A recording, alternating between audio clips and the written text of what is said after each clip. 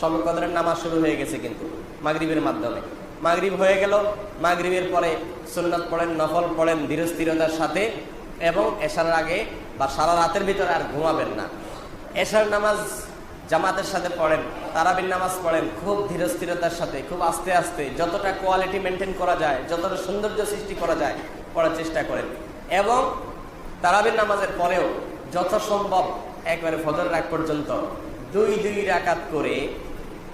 রাকাত করে সালাতুল লাইলি মাসনা মাসনা, রাসূল আকরাম সাল্লাল্লাহু আলাইহি ওয়াসাল্লাম বলেছেন রাতের নফল নামাজ হবে দুই রাকাত করে। অতএব আপনার শবে কদরে যে নামাজ পড়বেন আপনি সেটা দুই রাকাত করে হবে। নির্দিষ্ট কোনো রাত লাইলাতুল কদর হবে এটা যেহেতু ঠিক নাই, অতএব শেষ 10টি রাতের প্রত্যেকটা রাতেই, সেটা 27 রমজান রাত হতে পারে, 25 হতে পারে, 23 হতে পারে, 21 হতে পারে, 29 হতে পারে, প্রত্যেকটা রাতেই আপনি এই দুই রাকাত করে নফল নামাজ যতটুকু তৌফিকে কুলা পড়বেন, সম্ভব হলে সারা রাত জেগে থাকবেন এবং সারা রাতই এই দুই রাকাত করে যত বেশি পারেন বেশি সংখ্যক নামাজের মধ্যে কাটাবেন।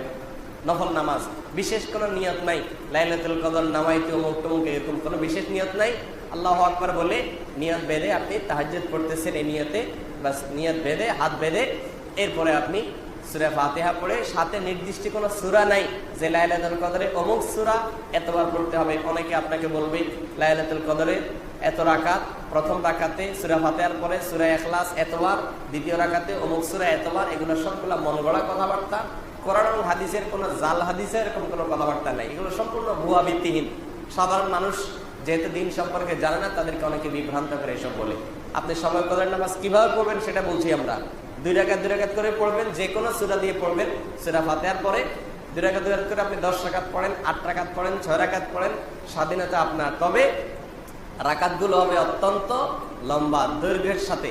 প্রত্যেকটা রাকাতে খুব দীর্ঘ সময় নিয়ে পড়বেন। সূরা ফাতিহা আস্তে আস্তে পড়বেন, একটা আয়াত পড়ে থামবেন, আরেকটা আয়াত পড়বেন, আস্তে আস্তে পড়বেন।